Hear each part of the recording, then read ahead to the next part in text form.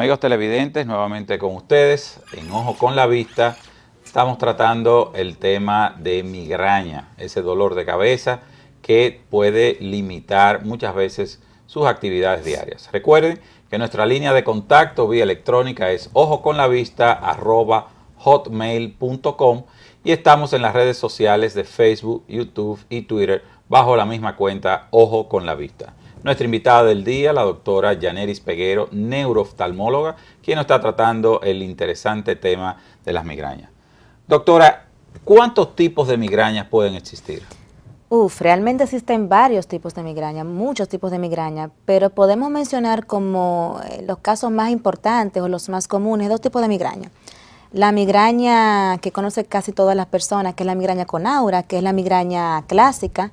Realmente, aunque es la migraña clásica, no es la más frecuente. La migraña clásica ocurre en un 20% de los pacientes. Era lo que hablábamos ahorita. El paciente empieza a tener disturbios de la visión, no ve bien, hay un área de su visión que se pone negra o se pone empañada, o básicamente ve destellos de luz, o también puede tener alteraciones sensoriales. Por ejemplo, el paciente puede describir cierta sensación de hormigueo en los labios, en la lengua. Algunos inclusive describen alteraciones en el habla. Esa es la migraña que hablamos como migraña clásica o migraña con aura. ¿Hay algún tipo de defecto refractivo, ya sea miopía, hipermetropía o astigmatismo, que se vincule de manera directa con las apariciones de la migraña? No realmente, como vínculo directo no, pero sí se relaciona mucho con el astigmatismo, porque el astigmatismo es una entidad en la que el paciente tiene que usar mucho sus músculos extraoculares, o sea, usar mucho el enfoque para tratar de lograr una buena imagen, de manera que mientras más contractura tengan los músculos oculares, puede aparecer un dolor de cabeza. Pero básicamente realmente no es que haya un defecto refractivo que sea el responsable de las cefaleas migrañosas. En estos casos, doctora, ¿qué se le explica a ese paciente que debe de hacer o de visitar al oftalmólogo? Al paciente se le explica primero, se le explica bien que la migraña no es una patología que nosotros tenemos que preocuparnos demasiado. O sea, cuando ya sacamos causas, diríamos, como hablamos ahorita, los edemas de nervios ópticos, por ejemplo, el papiledema, la famosa emergencia en neurooftalmología. Si un paciente me llega a la consulta describiéndome que tiene náusea, vómito, dolor de cabeza y que ve doble, yo primero veo el fondo de ojo del paciente, descarto que tenga un problema de nervios ópticos, que tenga un edema de los nervios ópticos, y luego entonces que hago todo, ¿verdad? Que descarto todos los métodos diagnósticos, neuroimágenes y demás. Entonces, cuando no tiene nada de eso, yo le digo que tiene migraña. Y obviamente la interconsulta con un neurólogo es excelente, ellos manejan excelentemente bien la migraña. Entonces, en esos pacientes le explicamos eso, que la migraña no es una patología maligna, que probablemente pase muchos años de su vida con la migraña, que va a ser episódica. Y le explicamos más o menos cómo manejarla, de manera que cuando el paciente tenga la aura migrañosa, entonces empiece a usar sus medicamentos, no cuando se instaure el dolor. ¿Se requieren, doctora, estudios de imágenes para manejar estos pacientes con migraña? Sí, uno le manda al paciente para descartar cualquier otra patología, se le manda, por ejemplo, tomografía de cráneo, a veces resonancia. Le mandamos también analíticas, por ejemplo, tenemos que descartar una arteritis temporal en algunos pacientes, ¿verdad? Un paciente que tiene características ya diferentes, un paciente añoso que de repente me viene a la consulta diciéndome que tiene un dolor importante en el área de la sien, ¿verdad?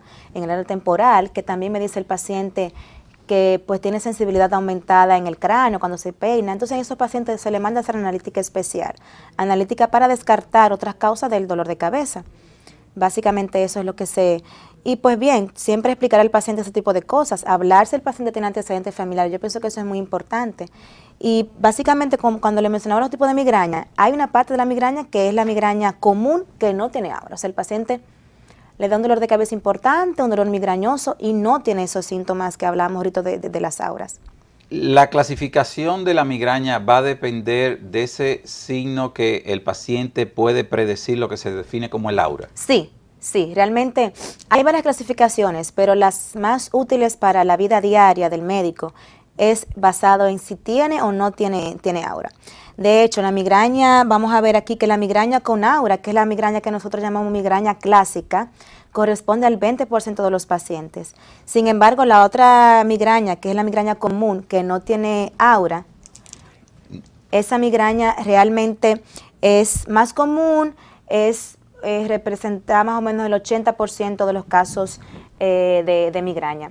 Hay otro tipo de migraña, que es la migraña retiniana, que es importante desde el punto de vista oftalmológico, para nosotros es muy importante, porque la migraña retiniana es una migraña que se presenta con una pérdida de visión de un solo ojo.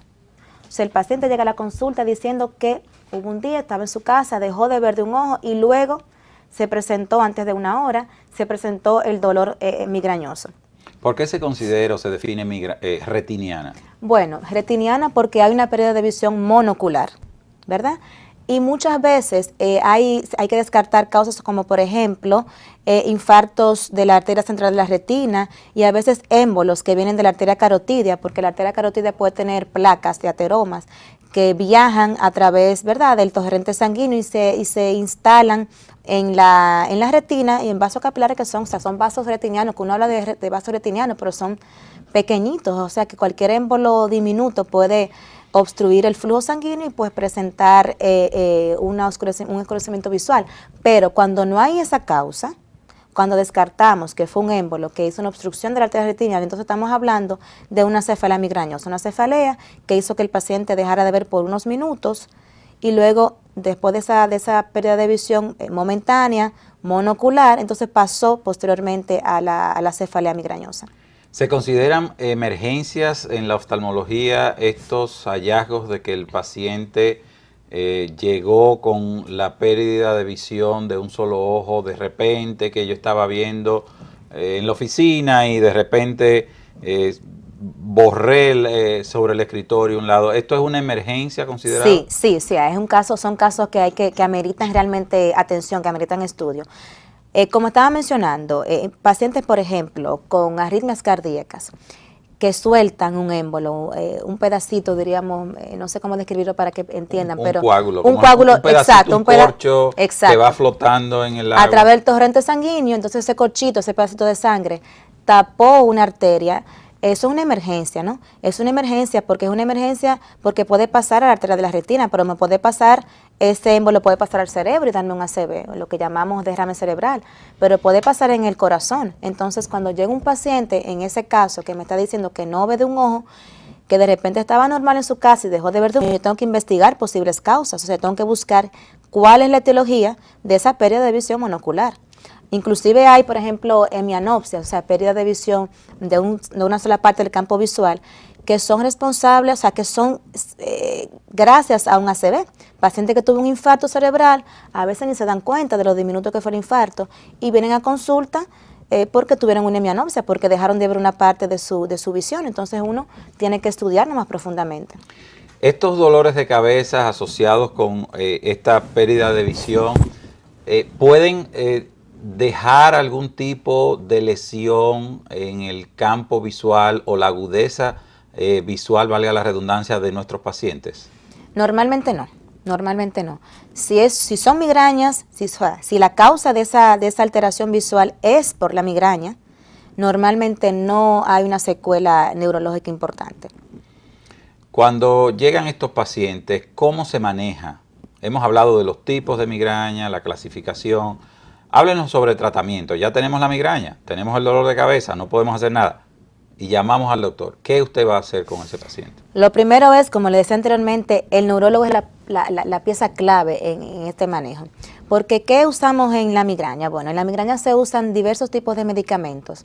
La migraña se conoce desde hace siglos, desde el siglo, diríamos, V, Hipócrates estaba hablando de la migraña, de que había un dolor de cabeza, de la mitad de la cabeza, que se mejoraba con el vómito y todo lo demás. Quiere decir que hace mucho tiempo que se han ido buscando opciones para los dolores de cabeza migrañosos.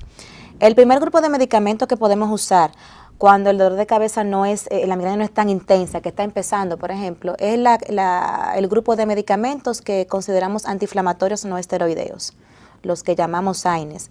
Dentro de estos, el naproxeno, el ibuprofeno, por ejemplo. Pero luego ya que estamos pasando una fase dolorosa, un dolor más severo, incapacitante, que el paciente inclusive deja de ir a trabajar, ahí entramos a otro grupo de medicamentos, que son los triptanes. Los triptanes son medicamentos muy usados, realmente funcionan bastante bien, pero tienen algunos, ¿verdad? Algunos detallitos que hay que tomar en cuenta.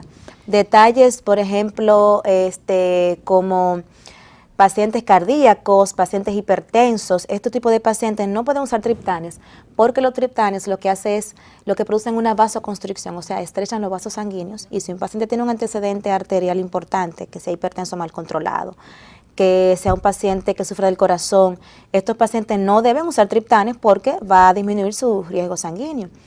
Luego que uno habla de los triptanes, uno puede inclusive pasar a otro tipo de medicamentos que son los derivados de la ergotamina. Son medicamentos también específicos para la migraña. Estos medicamentos son muy buenos. Se habla de que se usan entre 1 o 2 veces por semana, que no deben usarse más de ahí porque algunos pacientes pueden tener migraña crónica porque hacen una migraña de rebote cuando usan mucho tiempo estos medicamentos. ¿Se usan, doctora, algún tipo de medicamentos bajo control de receta para estos pacientes? Sí, se usan medicamentos controlados, los llamados ansiolíticos, pero estos medicamentos no se usan en la fase de dolor de la migraña. Más bien se usan cuando el paciente, para prevenir los ataques de migraña, o sea, para hacer que los pacientes tengan ataques más lejanos entre uno y otro.